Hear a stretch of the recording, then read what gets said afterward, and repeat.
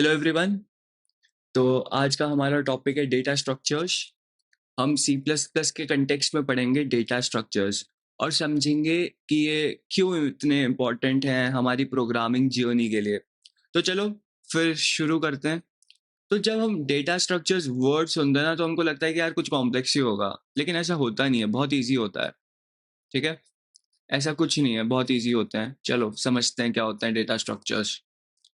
तो जैसे हम अपने घर में अलमीरा या फिर वार्डरोब को ऑर्गेनाइज करते हैं ताकि हमें जो चाहिए होता है ना वो जल्दी मिल जाए, उसी तरीके से कंप्यूटर की मेमोरी में भी हमें अपने डेटा को ना ऑर्गेनाइज करना पड़ता है ताकि हमें जो चाहिए वो जल्दी और एफिशिएंटली मिल जाए। ठीक है, ये जो ऑर्गेनाइजेशन ऑफ डेटा, ये organization of data in a particular way in the memory को ही हम कहते हैं डेटा स्ट्रक्चर्स। ठीक है, फिर से बताता हूँ। जैसे तुम अपने घर पे अलमारी में अपने कपड़े बहुत अच्छे से रखते हो, मतलब जो मेरे बाहर जाने के कपड़े हैं, जैसे मेरी स्कूल ड्रेस, मेरा कल स्कूल है तो मुझे स्कूल ड्रेस आगे रखूंगा, राइट। अगर पीछे पीछे रख दूंगा या फिर कोई ऐसी जगह रख दूंगा जहां मेरे को याद भी नहीं, मतलब मैं ध्यान ही नहीं दे रहा, अच्छे से रख ही नहीं रहा, तो जब मेरे को जाना होगा तो मिलेगी नहीं, राइट। राइट, बहुत टाइम लग जाएगा ढूंढने में। तो उसी तरीके से कंप्यूटर की मेमोरी में भी ना हम अपने डेटा को ऑर्गेनाइज तरीके से रखते हैं। क्यों रखते हैं?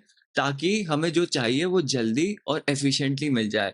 इस ऑर्गेनाइजेशन को इस ऑर्गेनाइजेशन को ये जो हम डेटा को ऑर्गेनाइज करते हैं ना, ये हम किसकी मदद से करते हैं? हम डेटा स्ट्रक्चर्स की मदद से कर सकते हैं। ठीक है, तो यहाँ पे मैं लिख देता हूँ। डेटा स्ट्रक्चर्स क्या होते हैं? ये हमें हेल्प करते हैं। किस चीज में हेल्प करते हैं? डेटा को ऑर्गेनाइज करने में हेल्प करते हैं। Organization of data in a particular way, क्योंकि बहुत सारे डेटा स्ट्रक्चर्स होते हैं और हर डेटा स्ट्रक्चर की अपनी कुछ स्पेशलिटी होती होगी। वो मतलब किसी तरीके से डेटा को ऑर्गेनाइज करता होगा, राइट। हर एक अपनी तरीके से ऑर्गेनाइज करेगा, तो इसलिए मैं यहाँ पे लिख रहा हूँ in a particular way in the memory. अब जो तरीका, मतलब जो मेरी रिक्वायरमेंट है उस तरीके से ही मैं उसको स्टोर करूंगा, राइट। तो डिफरेंट डिफरेंट डेटा स्ट्रक्चर्स होते हैं, हम उनको एक एक करके पढ़ेंगे। और जब हमें जो डेटा स्ट्रक्चर चाहिए होगा, जैसे मुझे जो मेरी रिक्वायरमेंट होगी उस हिसाब से मैं वो डेटा स्ट्रक्चर यूज करूंगा। तो डेटा स्ट्रक्चर कितने टाइप के होते हैं? डेटा स्ट्रक्चर ना दो टाइप के होते हैं। एक होते हैं लीनियर डेटा स्ट्रक्चर, ठीक है। एक होते हैं हमारे लीनियर डेटा स्ट्रक्चर, एक होते हैं हमारे नॉन लीनियर डेटा स्ट्रक्चर। ठीक है, चलो देखते हैं लीनियर कितने टाइप के होते हैं, नॉन लीनियर कितने टाइप के होते हैं। लेकिन उससे पहले हमें समझना चाहिए ना, राइट, कि ये लीनियर होता क्या है, लीनियर डेटा स्ट्रक्चर क्या होता है, ये भी तो पता होना चाहिए। लीनियर डेटा स्ट्रक्चर क्या होते हैं, नॉन लीनियर डेटा स्ट्रक्चर क्या होते हैं। देखो, linear data structure, linear linear मतलब एक लाइन में। लीनियर डेटा स्ट्रक्चर में ना एलिमेंट्स एक लाइन में होते हैं, यानी एक के बाद एक, एक के बाद एक, एक के बाद एक। ठीक है, इसके टाइप्स क्या होते हैं? इसका टाइप होता है अरे। और कौन कौन से टाइप होते हैं इसके? इसका एक और टाइप होता है, इसका एक टाइप होता है लिंक लिस्ट। एक होता है टाइप स्टैक। एक टाइप होता है इसका क्यू। ठीक है, ये इसके टाइप्स होते हैं। ये किसके टाइप्स हैं? ये लीनियर डेटा स्ट्रक्चर के टाइप्स हैं। अब नॉन लीनियर क्या होता है? नॉन लीनियर डेटा स्ट्रक्चर में ना एलिमेंट्स ऐसी एक तरीके की पैटर्न में होते हैं। उसमें क्या होता है, एक एलिमेंट एक से ज्यादा एलिमेंट से कनेक्टेड भी हो सकता है। ठीक है, नॉन लीनियर डेटा स्ट्रक्चर में एक पैटर्न में स्टोर होता है, लीनियर में एक के बाद एक के बाद एक। ठीक है, इसका एग्जांपल तुम समझ लो ट्रीज। ठीक है, ग्राफ्स। एग्जांपल्स नहीं, मतलब टाइप्स। ठीक है, तो ये हमारे नॉन लीनियर डेटा स्ट्रक्चर होते हैं। अब इनको हम एक एक करके समझेंगे। ठीक है, इनको हम एक एक करके समझेंगे। लेकिन उससे पहले मुझे ये समझना जरूरी है कि ये डेटा स्ट्रक्चर्स इंपॉर्टेंट क्यों होते हैं। देखो, डेटा स्ट्रक्चर्स ना हमारी लाइफ को काफी इजी बना देते हैं। अगर आपको सही डेटा स्ट्रक्चर यूज करना आ जाए तो आप कॉम्प्लेक्स प्रॉब्लम्स को ना बहुत सिंपल बना सकते हो। और हर प्रॉब्लम के लिए ना डिफरेंट डेटा स्ट्रक्चर होता है जो उस प्रॉब्लम को सॉल्व करने के लिए बेस्ट होगा। इसलिए हमें ये समझना ज़रूरी होता है कि किस प्रॉब्लम के लिए कौन-सा डेटा स्ट्रक्चर बेस्ट होगा। अब वो आप कैसे समझोगे? वो आप तब समझोगे जब आपको इनके बारे में पता होगा, इनके बारे में आपने अच्छे से पढ़ा होगा, इनके बारे में थोड़े आपने प्रॉब्लम सॉल्व करे होंगे, और जितने ज़्यादा आप प्रॉब्लम सॉल्व करते जाओगे हर एक टाइप के बारे में, आपको पता चल जाएगा कि हाँ यार, इस प्रॉब्लम में तो ये वाला यूज़ करना सबसे बेटर रहेगा, इस वाले में ये। तो वो तो थोड़ा एक्सपीरियंस है और पढ़ने के बाद ही आएगा, और जब आप बहुत सारे क्वेश्चन सॉल्व कर लोगे तो ऑब्वियसली जैसे जितनी ज़्यादा प्रैक्टिस होती है उतना ज़्यादा ईज़ी हो जाता है हमारे लिए। तो चलो फिर स्टार्ट करते हैं। आज किससे स्टार्ट करेंगे? आज हम पढ़ेंगे अरेज़, ठीक है? आज हम पढ़ेंगे अरेज़। चलो फिर स्टार्ट करते हैं। अरेज़ पढ़ेंगे आज, ठीक है? अरेज़, चलो। तो ये हमारी डेटा स्ट्रक्चर की ना पहली स्टेपिंग स्टोन होती है। अब अरे क्या होता है? अभी मैंने बताया ना, ये लीनियर डेटा स्ट्रक्चर का टाइप होता है, और लीनियर डेटा स्ट्रक्चर में हम एक के बाद एक स्टोर करते हैं, एक लाइन में स्टोर करते हैं। आ रही है बात समझ में? तो अरे एक ऐसी डेटा स्ट्रक्चर है जिसमें हम एक ही टाइप का डेटा, चाहे वो इंटीजर्स हो, चाहे आप फ्लोट ले लो या फिर आप कैरेक्टर ले लो, तो एक सीक्वेंस में आपको स्टोर करने में हेल्प करेगा। जैसे मान लो आपको 50 इंटीजर स्टोर करने हैं, 50 डिफरेंट इंटीजर स्टोर करने हैं, तो मैं वेरिएबल कैसे बनाता हूँ? ध्यान से देखना। एक वेरिएबल जब मुझे बना एक इंटीजर स्टोर करना है, तो मैं वेरिएबल बनाऊँगा int a नाम का 5। अब मुझे ऐसे 50 और स्टोर करने हैं, 50 और वेरिएबल बनाओ फिर मैं। मेरे को 50 इंटीजर स्टोर करने हैं मेमोरी में, तो 50 वेरिएबल थोड़ी बनाऊँगा। वो तो बहुत टाइम ले लेगा। अगर मेरे को 250 या फिर 1000, तो मैं बार-बार 1000 लाइन थोड़ी लिखूँगा, 1000 बार वेरिएबल थोड़ी करूँगा, राइट? वो एक बेस्ट प्रैक्टिस नहीं होगी। तो यहाँ पे अरेज़ को यूज़ कर सकते हो तुम। अरे डेटा स्ट्रक्चर को यूज़ कर सकते हो तुम। कैसे? अरे का क्या मतलब होता है? अरे से क्या मतलब समझते हो तुम? अरे का मतलब होता है एक रो या फिर एक लाइन। तो सोचो, अगर आपके पास एक लाइन है जहाँ आप वेरिएबल्स रख सकते हो, ठीक है? तो यही होता है एक अरे। एक एग्जांपल लेते हैं, छोटा-सा एग्जांपल ही लेता हूँ। मान लो हमारे पास एक क्रिकेट टीम है, हम चाहते हैं कि उन सभी की एजेस को स्टोर कर लें एक लाइन में। तो हम अरे यूज़ कर सकते हैं, राइट? मतलब एक अरे में हम सिर्फ़ एक ही टाइप का डेटा स्टोर कर सकते हैं, राइट? तो अब एज है, एज स्टोर करनी है, तो सिर्फ़ इंटिजर स्टोर करने होंगे, राइट? अगर हमको प्लेयर के नाम स्टोर करने हैं, तो हम स्ट्रिंग यूज़ कर सकते हैं। अभी हमने स्ट्रिंग डेटा टाइप पढ़ा नहीं है स्ट्रिंग के बारे में, वो हम पढ़ेंगे अरेज़ के बाद, ठीक है? अच्छे से पढ़ेंगे। मतलब एक तरीके से तो मैं तुम्हें बस एक तरीका मतलब समझा रहा हूँ, एक एग्जांपल दे रहा हूँ कि अगर तुम्हें प्लेयर्स का नाम स्टोर करना पड़ेगा, तो सारे name string format, string data type use कर सकता हूँ, राइट मैं? तो एक अरे बना लूँगा स्ट्रिंग का, और मैं फटाफट से उसमें सारे के सबके नाम स्टोर कर लूँगा। आ रही बात समझ में? कुछ समझ में आ रहा है? ये कैरेक्टर अरेज़ क्या होते हैं और स्ट्रिंग क्या होते हैं, ये हम आगे पढ़ेंगे। अभी के लिए अरेज़ पे फोकस करते हैं। चलो एजेस वाला ही एग्जांपल ले लेता हूँ। मैं एक लाइन बना लेता हूँ, जैसे एक लाइन में मैं किसी की एज 25 है, किसी की एज 26 है, किसी की एज 27 है, किसी की 31 है, किसी की 35 है। तो मतलब मैं एक लाइन में स्टोर कर रहा हूँ। एक पहली मेमोरी में मैंने यहाँ पे कर लिया, उसकी बगल वाली मेमोरी में मैंने ये कर लिया, उसकी बगल वाली में ये कर लिया, उसकी बगल में ये, उसके बगल में ये। तो ये क्या है? ये क्या है? ये एक अरे बना दिया तुमने। ये क्या बना दिया? ये तुमने एक अरे बना दिया, ठीक है? ये तुमने एक अरे बना दिया। तो हम लिखते कैसे हैं? हम लिखते कैसे हैं? अरे को डिक्लेयर कैसे करोगे? अरे कैसे डिक्लेयर होता है? देखो, बहुत सिंपल है अरे को डिक्लेयर करना, ठीक है? बहुत सिंपल होता है अरे को डिक्लेयर करना, दिखाते हैं। यहाँ पे एक एग्ज़ाम्पल लिखेंगे अब, अरे को डिक्लेयर कैसे करते हैं, ठीक है? कोई अलग कलर लेते हैं, ये वाला लेते हैं। तो सबसे पहले आपको उसका डेटा टाइप बताना होता है, आप कौन से टाइप का डेटा स्टोर करना चाहते हो। जैसे मैं ना इंट टाइप का डेटा स्टोर करना चाहता हूँ, तो मैं इंट लिख दूँगा, ठीक है? फिर आपको क्या बताना होता है, फिर आपको अरे का नाम बताना है। मैंने यहाँ पे एजेस लिख दिया, ठीक है?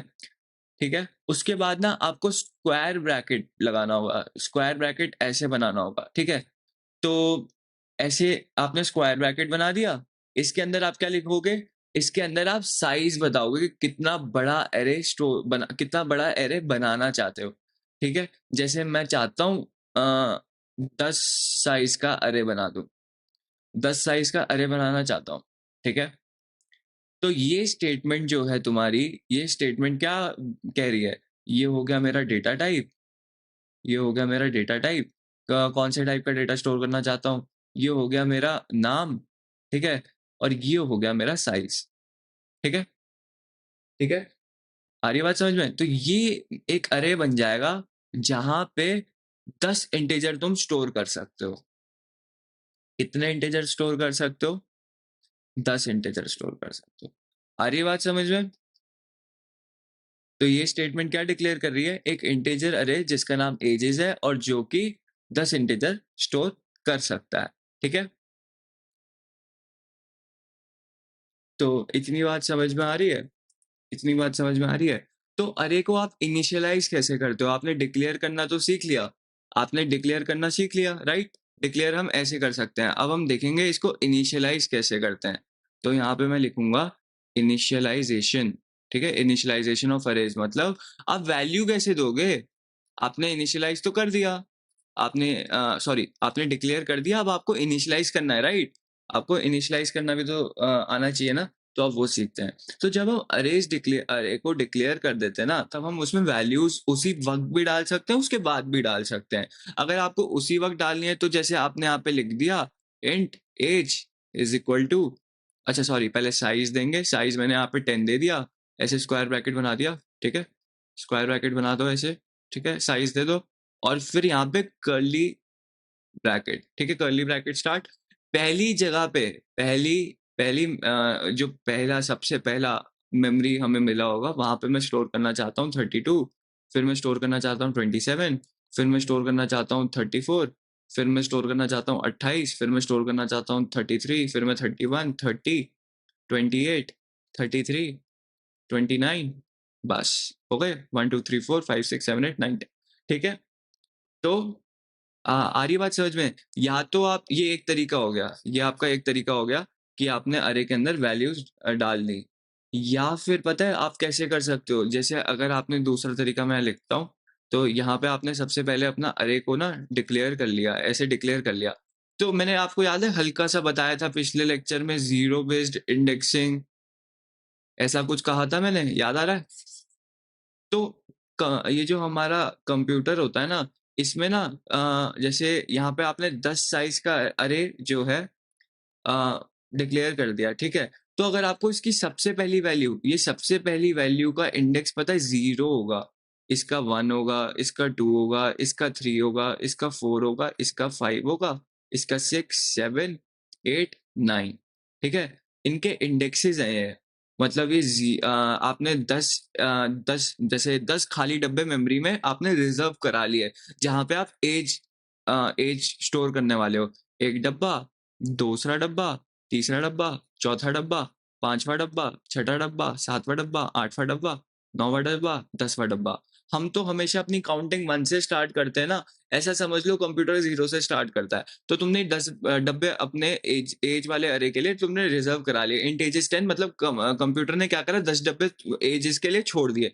यहाँ पे तुम जाके अपने 10 लगातार जो तुम्हें ऐज डालनी है वो तुम डाल सकते हो।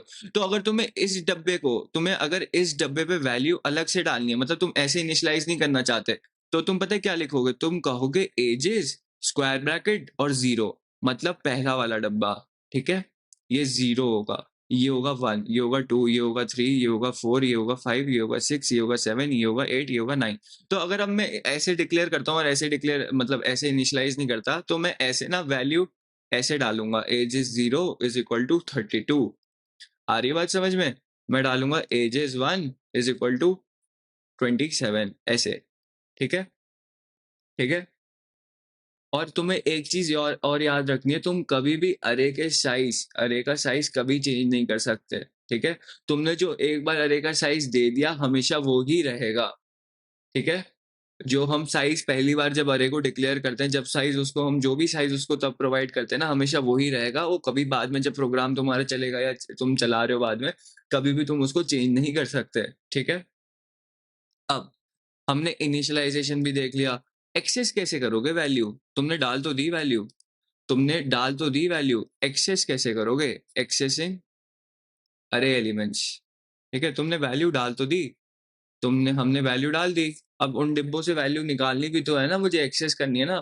तो अरे एलिमेंट्स को एक्सेस करने के लिए हम यूज़ करते हैं उसका इंडेक्स। इंडेक्सिंग कहाँ से स्टार्ट होती है? अभी समझाया मैंने कहाँ से स्टार्ट होती है? 0 से स्टार्ट होती है।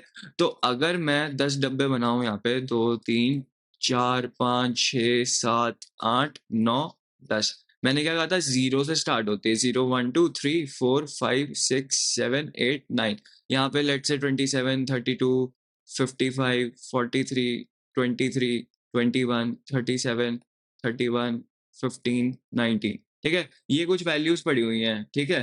तो अगर मुझे फर्स्ट एलिमेंट की वैल्यू प्रिंट करानी है, इसकी वैल्यू प्रिंट करानी है तो मैं लिखूँगा काउट और ये अरे का नाम क्या था? अरे का नाम था एजेस, ठीक है? तो यहाँ पे लिखूंगा एजेस और यहाँ पे स्क्वायर ब्रैकेट 0 वाली वैल्यू ना मैं प्रिंट कराना चाहता हूँ। 0 वाली वैल्यू मैं प्रिंट कराना चाहता हूँ, तो मैं ऐसे एक्सेस करूँगा, ठीक है? आ रही है बात समझ में? अगर तुम्हें ये वाली वैल्यू प्रिंट करानी है, इसका इंडेक्स क्या है? 7 इंडेक्स है, तो मैं लिखूँगा एजेस 7, तो मुझे ये वैल्यू मिल जाएगी। आ रही है बात समझ में? तो आप उसके इंडेक्स की मदद से जो भी डब्बे का इंडेक्स होगा ना, जितने डब्बे आपने रिज़र्व करा लिए, जितने भी डब्बे आपने रिज़र्व करा लिए, अगर आपको कोई पर्टिकुलर डिब्बे के अंदर आपने जो भी वैल्यू रखी है, कि कोई भी डेटा टाइप हो, हर डेटा टाइप के लिए हर एक, ये मैं आपको एक एग्ज़ाम्पल दे रहा हूँ। अगर आपने फ्लोट डेटा टाइप या कैरेक्टर डेटा टाइप या फिर कोई और डेटा टाइप जो भी आप यूज़ कर रहे हो, अगर आपने कोई अरे डिक्लेयर कर रखा है, तो आप इसी तरीके से इनिशियलाइज़ करोगे, इसी तरीके से एक्सेस करोगे, इसी तरीके से डिक्लेयर करोगे, ठीक है? आ रही है बात समझ में? तो मैंने थ्योरेटिकली आपको बहुत सारी चीज़ें बता दी हैं। एक बार अब हम विजुअल स्टूडियो कोड पे चलते हैं, ठीक है? ये हमारा मैंने ऑलरेडी क्लास 6 वाली फाइल बना दी है। तो यहाँ पे ना एक फटाफट से अरे डिक्लेयर करके ये सारी चीज़ें जो मैंने अभी समझाई हैं वो देखते हैं, ठीक है? अब एग्ज़ाम्पल देखते हैं फटाफट से। तो मैं अगर INT ARR लिखूँ यहाँ पे और मैं वही मैंने जैसे 10 डिब्बे दिए थे, अब मैंने 10 डिब्बे दे दिए। और एक और बात, ये डिब्बों एक डिब्बे का साइज़ क्या होगा? एक डिब्बे का साइज़ क्या होगा? अगर जैसे मैं लिखता हूँ, अगर मैं लिखता हूँ इंट ARR, ठीक है? इंट ARR और अगर मैं 10 लिखता हूँ, तो ना हर एक डिब्बे का साइज़ इंट इंट कितने साइज़ का होता है? 4 बाइट्स, राइट? एक बाइट में कितनी बिट्स होती हैं? 8 बिट्स होती हैं, तो 8 इंटू 4 कितना हो गया? 32 बिट्स हो गया, राइट? 32 बिट्स हो गया। आ रही बात समझ में? तो ये 10 डिब्बे दिए तुमने, तो कितनी बाइट्स हो गई? 40 बाइट्स हो गई, है ना? 40 बाइट्स हो गई, राइट? तो एक बार अभी हम प्रिंट भी करा के देखेंगे। तो जैसे मैंने अगर अपना अरे डिक्लेयर कर दिया ऐसे, जैसे मैंने अपना अरे ऐसे डिक्लेयर कर दिया, तो अगर मैं यहाँ पे प्रिंट कराना चाहता हूँ, तो एक ऑपरेटर देखा था हमने, एक अपने वीडियो में देखा था, साइज़ ऑफ ऑपरेटर याद है? जहाँ पे हम हर एक डेटा टाइप का साइज़ देख रहे थे। चलो इस अरे का साइज़ देखते हैं कितना आ रहा है, ठीक है? इस अरे का साइज़ देखते हैं कितना आ रहा है। कितना आ रहा है? 40 बाइट्स आ रहा है, क्लियर है बात? अगर मैं कैरेक्टर लेता तो कैरेक्टर, अच्छा कैरेक्टर डेटा टाइप यूज़ कर रहे हैं, तो कैरेक्टर डेटा टाइप तो 1 बाइट लेता था, तो यहाँ पे 10 बाइट्स आना चाहिए, राइट? एक बार चेक करें, देखो 10 बाइट्स आ रहा है, तो क्लियर है ना? बात क्लियर है? चलो, तो यहाँ पे मैं फिर से इंट कर देता हूँ, ठीक है? हमने डिक्लेयर कर दिया। अरे यार वैल्यू भी तो डाल दो, वैल्यू भी तो डालनी होगी ना प्रिंट कराने के लिए। तो लेट्स से मैं यहाँ पे ना ARR 0 वाला जो डिब्बा है मेरा, उसमें 1 वैल्यू डालता हूँ और ARR 1 वाले में मैं 2 डाल देता हूँ, ARR 2 वाले में 3 डाल देता हूँ। ऐसे ही ना सारे डिब्बों में फटाफट से वैल्यू डाल देता हूँ, फिर प्रिंट करा लूँगा उसको, ठीक है? फिर मैं प्रिंट करा लूँगा, ठीक है? फटाफट से करा लेता हूँ। ARR6 is equal to 7, ARR7 is equal to 8, ARR8 is equal to 9, ARR9 is equal to 10। ठीक है, मैंने ना अपने 10 के 10 डिब्बे में कर दिया। अरे 10 डिब्बे कहाँ हुए? आपने तो 9 डिब्बे तक ही करा। नहीं, कंप्यूटर में इंडेक्सिंग कहाँ से? जीरो बेस्ड इंडेक्सिंग, जीरो से स्टार्ट होती है, ठीक है? आ रही बात समझ में? तो 0 से लेके 9 तक 10 डिब्बे मेरे हो गए। अब मैं इनमें से किसी की भी वैल्यू प्रिंट करा सकता हूँ। तो मैंने पहले डिक्लेयर कर दिया, फिर मैंने वैल्यूज़ इनिशियलाइज़ कर दी, ठीक है? इनिशियलाइज़ कर दी और फिर उसके बाद अगर मैं कोई वैल्यू, जैसे मैं 7वें डिब्बे वाली वैल्यू प्रिंट कराना चाहता हूँ, एक्सेस कर रहा हूँ मैं उस वैल्यू को, उस 7वें डिब्बे पे, ये जो मेरा 7वाँ डिब्बा है, 7th इंडेक्स वाला जो मेरा अरे का डिब्बा है, उसको मैं कैसे एक्सेस कर सकता हूँ? डायरेक्ट आप अरे का नाम लिखो, स्क्वायर ब्रैकेट के अंदर इंडेक्स दे दो और आप वैल्यू एक्सेस कर लोगे। तो अगर अब मैं इसको प्रिंट कराऊँ तो देखो 8 आ गया। ARR7 में क्या वैल्यू पड़ी है? 8 पड़ी थी। चलो 9th वाले डिब्बे पे देखें? चलो देख लेते हैं। 10 आ गया? आ रही है बात समझ में? अब दूसरा तरीका क्या था इनिशियलाइज़ करने का? दूसरा तरीका ARR10 इज़ इक्वल टू, और यहाँ पे वैल्यूज़ दे देता हूँ मैं। यहाँ पे 1, 2, 3, 4, 5, 6, 7, 8, 9 और 10, ठीक है? तो मैंने 10 वैल्यूज़ दे दी, इनको मैं कमेंट कर देता हूँ। तो एक तरीका मेरा ये भी है, आप ऐसे भी इनिशियलाइज़ कर सकते हो। तो अब मैं फिर से अगर अपनी 9th वैल्यू प्रिंट कराऊँगा तो क्या आएगा? तो यहाँ पे आ रहा है रीडेफिनिशन ऑफ ARR। अच्छा, आप दोबारा से डिक्लेयर नहीं कर सकते जब आपने एक बार कर दिया, तो इसको मैं कमेंट कर देता हूँ, ठीक है? अब देखें, तो आ रही है मेरी 10th वैल्यू। देखो आखिरी वैल्यू आ गई जो मेरे 9वें इंडेक्स पे थी। अब मैं सबसे पहली वैल्यू प्रिंट कराना चाहता हूँ 0th इंडेक्स पे जो है। अब क्या आना चाहिए? 1 आना चाहिए। एक बार चेक कर लें। देखो 1 आ गया। अगर मैं 11वीं वैल्यू या फिर 10th इंडेक्स पे वैल्यू कोई एक्सेस करना चाहता हूँ, क्या मैं कर पाऊँगा या फिर एरर आएगा? चलो चेक करते हैं, क्या आ रहा है, चेक करते हैं। क्या आ रहा है? देखो एक कुछ वैल्यू आ रही है इतनी बड़ी-सी, कुछ वैल्यू आ रही है और यहाँ पे आ रहा है, अरे वार्निंग आ गई तुम्हें कि तुम कोई ऐसी वैल्यू एक्सेस करने की कोशिश कर रहे हो जो तुमने डिक्लेयर करी नहीं। अरे index 10 is past the end of अरे व्हिच कंटेन्स 10 एलिमेंट्स। इस वैल्यू को क्या कहते हैं? इस वैल्यू को कहते हैं गार्बेज वैल्यू, ठीक है? आ रही बात समझ में? अगर मैं 11 लिखूँ तो? देखो सेम, अभी कोई और वैल्यू दी है इसने, कोई और वैल्यू। अगर मैं फिर से अभी 10 के लिए लिखूँगा ना, देखो कोई और वैल्यू आएगी फिर से। देखो, पहले कुछ और वैल्यू आई थी, अब फिर से देखो, सेम वैल्यू, सेम सेम डिब्बे को एक्सेस करने की कोशिश कर रहा हूँ, हर बार डिफरेंट वैल्यू आ रही है, देख रहे हो?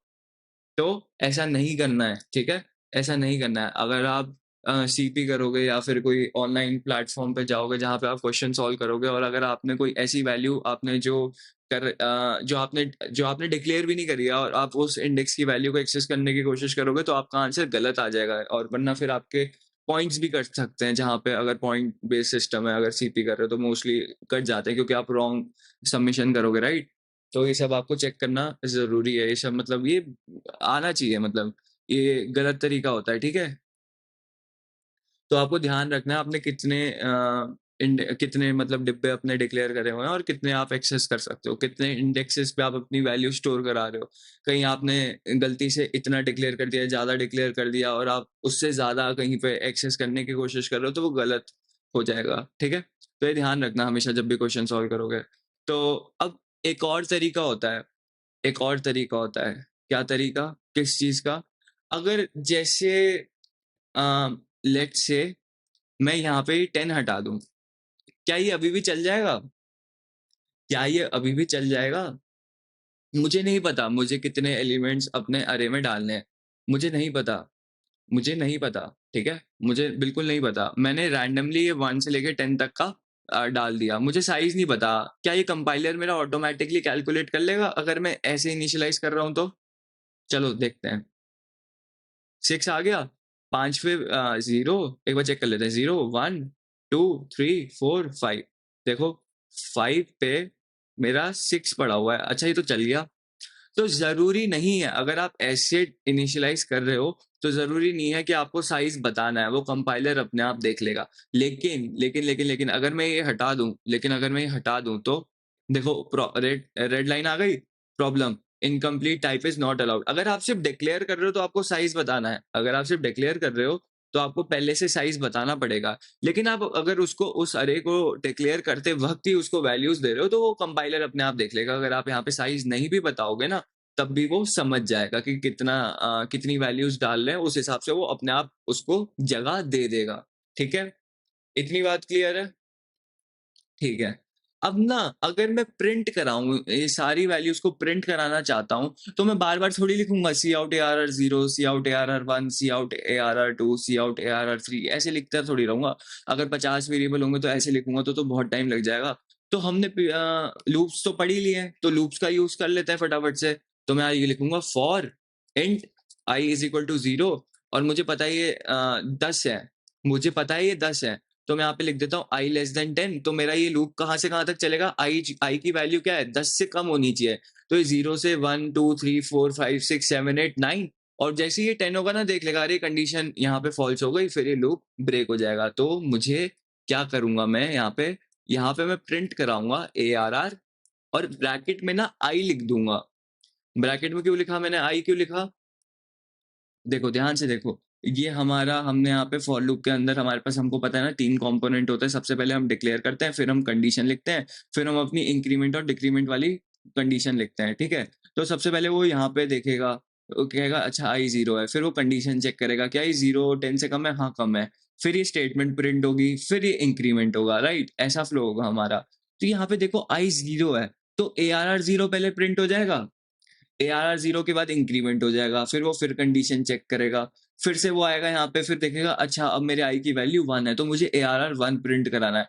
तो देख रहे हो मैंने सिर्फ 3 लाइन के अंदर जितने भी मेरे पास ये वैल्यूज़ हैं मैं सारी एक ही लाइन के थ्रू प्रिंट करा दूँगा, एक लूप की मदद से। तो अगर अब मैं रन करूँ इसको देखो 0 से लेके 1 से लेके 10 तक देखो तुम्हारी सारी वैल्यू प्रिंट हो गई। सो इसको हम क्या कहते हैं? इसको हम कहेंगे ट्रैवर्सल ऑफ एरे, ठीक है? अगर तुमसे कोई भी कहेगा ना इसको इस डेटा स्ट्रक्चर को ट्रैवर्स करके दिखा दे, मतलब उस डेटा स्ट्रक्चर में तुमने जितनी वैल्यू स्टोर कर रखी है तुमको प्रिंट कराने को कह रहा है वो। तो तुम किसी भी अभी तो हमने अरेज का ही देखा है कैसे आप अरे को ट्रैवर्स करते हो, तो आपको अब समझ में आ गया कि आप कैसे वैल्यू प्रिंट करा सकते हो एक फॉर लूप की मदद से। ठीक है, तो हमको एक्सेसिंग करना आ गया, डिक्लेरेशन आ गया, इनिशियलाइजेशन आ गया, तो हमको अब पता है हम कैसे कर सकते हैं। चलो एक और डेटा स्ट्रक्चर बनाते हैं यहाँ पे, एक और अरे बनाते हैं, कैरेक्टर अरे बनाते हैं। ठीक है, इसका नाम मैं रख देता हूँ, इसका नाम रख देते हैं लेटर्स। ठीक है, इसका साइज भी मैं नहीं देता। अ, तो अब मैं क्या कहूँगा, तो अब मैं इससे कहता हूँ ए, थोड़ा A B C D store करा लेते हैं। ठीक है, ए बी सी डी, ठीक है, और ई एफ। ठीक है, अब मुझे नहीं पता इसके अंदर कितनी वैल्यूज है, कंपाइलर तो कैलकुलेट कर लेगा, लेकिन ना जब मैं फॉर लूप लिखूंगा ना इसको प्रिंट कराने के लिए, इसको इसको कमेंट कर देते हैं अभी के लिए। ठीक है, एक मैं फॉर लूप लिखना चाह रहा था, int I is equal to 0। क्यों लिख रहा हूँ मैं ये फॉर लूप, ताकि ना ये जो इंडेक्स है इसके 0 1 2 3 4 ये अपने आप प्लस हो जाए। मैं बार बार ना मल्टीपल लाइन सी आउट वाली लिखना नहीं चाहता, इसलिए फॉर लूप की हेल्प ले रहा हूँ मैं। ठीक है, तो अब मैं लिखूंगा आई लेस देन, अब मुझे साइज बताना है अरे का, लेकिन साइज तो मैं बहुत आलसी हूँ, मैं कैलकुलेट नहीं करना चाहता, मैं नहीं कैलकुलेट करना चाहता। कंपाइलर खुद कैलकुलेट जो कर रहा है ना वो मुझे भी बता दे और वहां पे लिखना चाहिए उसको। तो हमारे पास साइज ऑफ ऑपरेटर होता है, याद है तुमको, साइज ऑफ ऑपरेटर होता है। तो तुम अब ध्यान से देखना मैं क्या करूंगा, एक लाइन लिखता हूँ मैं यहाँ पे, int साइज वेरिएबल बना लेता हूँ और यहाँ पे ना साइज ऑफ ऑपरेटर लिख दूंगा और यहाँ पे लिख दूंगा लेटर्स। ठीक है, लेकिन यार ये लेटर्स तो पूरे अरे का साइज होगा, ये तो पूरे अरे का साइज है ना। तो मैं क्या करूंगा, इसको डिवाइड कर दूंगा साइज ऑफ लेटर्स 0। ये मैंने क्या करा, ये मैंने क्या करा, ये मैंने क्या करा, यहाँ पे क्या लाइन लिखी है, मैं क्या कर रहा हूँ तुमको ध्यान से समझाता हूँ। ठीक है, मैंने ना, चलो तो मैं एक चीज दिखाता हूँ, चलो यहाँ पे एक बार एग्जांपल समझते हैं फिर समझेंगे। ठीक है, उधर एक नया पेज बना लेता हूँ। यहाँ पे ना मैंने एक अरे बनाया, इंट ARR, और मैंने साइज ऐसे ही छोड़ दिया, और इसके अंदर ना मैंने 1 स्टोर कराया, 2 स्टोर, 3 स्टोर, 4 स्टोर, 5 स्टोर। फिर मैंने एक लाइन लिखी, मैंने क्या लाइन लिखी, मैंने लिखा size is equal to, size of operator का यूज करते हैं। ठीक है, सॉरी स्पेलिंग सही है, साइज ऑफ ऑपरेटर में मैंने लिख दिया, साइज ऑफ ऑपरेटर के अंदर मैंने ARR दे दिया, और साइज ऑफ के इसको मैंने डिवाइड कर दिया साइज ऑफ ARR 0।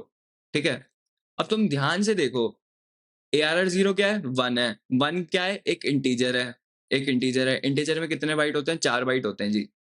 ठीक है, और ये ARR क्या है, ये मेरा पूरा एक ये चीज, ये जो पूरी चीज दिख रही है ना तुमको, ये मेरा ARR है, ये मेरा एक अरे है। तो इसका साइज कितना है, इसमें ना एक इंटीजर है, 2 3 4 5, मतलब 4 into 5 is 20। ठीक है, और ये क्या है, ARR 0 1 है, एक इंटीजर है खाली, तो उसको कितनी मेमोरी मिल रही है, 4 बाइट, तो साइज ऑफ मेरा यहाँ पे क्या देगा, 4 दे देगा। तो 24 डिवाइड बाई 4 कितना आएगा, 5 आएगा। अब तुम जरा साइज देखो, साइज देखो कितना है इसका, 1 2 3 4 5, तो ये 5 डिब्बे, ये जो मेरे जो मेरा अरे है ना, इसमें मतलब 5 डिब्बे, 5 डिब्बे तुमने बनाए, राइट, 5 डिब्बे मेमोरी के। तो तुमको इसका साइज पता चल गया, तुमको ये पता चल गया, तुमको साइज मतलब ये मेरा लूप कितनी बार चलने वाला है, तुम्हें ये पता चल गया ना। अब मुझे इसको प्रिंट कराना है, तो मुझे कैलकुलेट करने की जरूरत नहीं है, ये लाइन लिख दूंगा मैं सिर्फ ये लाइन लिख दूंगा। आ रही है बात समझ में, साइज ऑफ ARR से मेरे को क्या मिल रहा है, पूरे एरे का साइज मिल रहा है, और एक एक एक जो भी तुमने वैल्यू स्टोर करा रही थी उसका कितना साइज है, अगर तुम उन दोनों को डिवाइड कर दोगे ना, तो तुमको पता चल जाएगा कि तुमने कितना, क्या कितना, कितना बड़ा अरे बना रखा है, कितनी मेमोरी, कितने डिब्बे तुमने अलोकेट करा रखे हैं मेमोरी में, कितने डिब्बे रिजर्व है वहां पे, तुम्हें ये डिब्बे पता चल जाएंगे। क्योंकि तुम यहाँ पे 4, एक एक इंडिविजुअल का साइज क्या है, एक इंडिविजुअल जो भी तुम डेटा स्टोर करा रहे हो, एक इंडिविजुअल डेटा का साइज 4 है। ठीक है, एक इंडिविजुअल डेटा साइज, एक इंडिविजुअल डिब्बे का साइज तुम्हारा 4 है, राइट। तो तुम यहाँ पे डिवाइड भी तो उसी से कर रहे हो, 4 बाय 4 कट गया, 5 ही तो बचा, 5 क्या है, 5 तुम्हारी इतनी 5 वैल्यूज तुमने स्टोर करा रखे हैं। आई बात समझ में। तो यहाँ पे कैरेक्टर तो 1 बाइट का होता है, यहाँ पे कैरेक्टर क्या होता है, 1 बाइट का होता है। तुमको दिखाऊं, ये प्रिंट करके भी दिखाता हूँ तुमको, सी आउट, देखो साइज ऑफ लेटर्स अरे। ठीक है, यहाँ पे लिख देता हूँ साइज ऑफ लेटर्स। ठीक है, और ऐसी मैं एक और लाइन लिखता हूँ, size of individual letter at या फिर size of letter at zeroth index, ठीक है। देखते हैं अब क्या आएगा इसका आंसर। इसका यहाँ पे साइज ऑफ ऑपरेटर और यहाँ पे लेटर्स जीरोथ इंडेक्स, ठीक है। ठीक है, एक बार इसको प्रिंट करा के देखते हैं और इस लाइन को मैं हटा देता हूँ अभी के लिए, तो तुमको आइडिया आ जाएगा। तो यहाँ पे देखो, सॉरी, यहाँ पे हमने क्या करा, यहाँ पे क्या हो गया, यहाँ पे इसको आई गेस मुझे ये वाले यूज करने थे तो दिक्कत आ गई। ठीक है, चलो, वो कैरेक्टर के लिए यूज करते हैं ना सिंगल वाले, इसलिए यहाँ पे एरर आ गया था। देखो साइज ऑफ लेटर्स, अरे क्या आ रहा है, 6 आ गया, और साइज ऑफ लेटर क्योंकि कैरेक्टर हमारा 1 साइज का होता है। यहाँ पे स्पेस दे देता हूँ, ठीक है। फिर से देखो, यहाँ पे देखो जीरोथ इंडेक्स वाले जो मेरा ए है उसका साइज क्या है, 1 बाइट है, और लेटर्स अरे का साइज क्या है, 6 बाइट है। तो इनको डिवाइड करूंगा तो 6 आ जाएगा। अब देखो वैल्यू कितनी है, 1 2 3 4 5 6। तो मुझे कैलकुलेट करने की जरूरत नहीं पड़ गई, और एक मुझे तरीका पता चल गया कि मैं कैसे कैसे स्टोर करा सकता हूँ। अब तुम ये वाली देख रहे हो, ये अरे देख रहे हो, फटाफट से इसको देखें। लेटर्स की जगह मैं ARR कर देता हूँ, ठीक है। इसको ARR कर देता हूँ। अब कैलकुलेट करते हैं, ठीक है। देखो साइज ऑफ लेटर्स अरे 40 एंड 4। अब इन दोनों को डिवाइड करोगे तो 10 आएगा। अब तुम यहाँ पे, तुम्हें पता है यहाँ पे इसका साइज 10 है, राइट, हमें पता है ये बात। तो देखो, अब तुम्हें हमेशा कैलकुलेट करने की जरूरत नहीं है, तुम इसकी मदद से हमेशा अपना साइज निकाल सकते हो, और फॉर लूप फटाफट से लिख सकते हो। तुम्हें कैलकुलेट, तुम गिनते नहीं रह जाओगे, ठीक है। तो आई लेस देन साइज लिख देता हूँ यहाँ पे, आई प्लस प्लस, और यहाँ पे मैं क्या करने वाला हूँ, सी आउट लेटर्स, यहाँ पे मैं ब्रैकेट में आई लिख दूंगा, ताकि जो भी मेरी आई की वैल्यू, करंट आई की वैल्यू होगी वो मैं, ताकि पूरा ना प्रिंट करा सकूं। तो ये 0 से स्टार्ट होगा और साइज तक का जाएगा, ठीक है। और क्या कर रहे हैं हम यहाँ पे, और इसको मैं हटा देता हूँ, इन लाइन्स को हटा देते हैं। चलो देखते हैं फटाफट से अब। तो रन करूँ इसको मैं, ABCDEF, देख रहे हो, देखो प्रिंट हो गया। तो आ गई बात समझ में, बात समझ में आ गई। तो आज हमने क्या देखा, आज हमने बहुत सारी चीज़ें देखी। डेटा स्ट्रक्चर्स के बारे में पढ़ा हमने पहले, हमें पता चला डेटा स्ट्रक्चर्स क्यों इंपॉर्टेंट होते हैं, हमें क्यों पढ़ने चाहिए। फिर हमने लीनियर डेटा स्ट्रक्चर समझा, जो डेटा स्ट्रक्चर एक लाइन में, जहाँ पे आप डेटा एक लाइन में स्टोर करने वाले, वो होता है लीनियर डेटा स्ट्रक्चर, जैसे कि link list, arrays, Q, stack, हल्के हल्के सबको पढ़ेंगे। आज हमने अरेज के बारे में पढ़ा, अरेज को कैसे इनिशियलाइज करते हैं, अरे में कैसे हम वैल्यू डाल सकते हैं, ठीक है। अलग तरीके, ये इनिशियलाइज करने का एक तरीका हमने यहाँ पे देखा था। एक तरीका हमने ऐसे देखा, हमने डायनेमिकली साइज को भी कैलकुलेट करा। फिर हमने एक कैरेक्टर अरे बनाया, फिर हमने सबको एक लाइन में प्रिंट करना सीखा, ठीक है। अलग अलग भी प्रिंट कर सकते हो आप, वैल्यू को एक्सेस कर सकते हो, ठीक है। और चेंज भी कर सकते हो, ठीक है, चेंज भी कर सकते हो। जैसे अब मैं नहीं चाहता यहाँ पे 5 आए, तो यहाँ पे ये कौन से इंडेक्स पे, 0 1 2 3 4।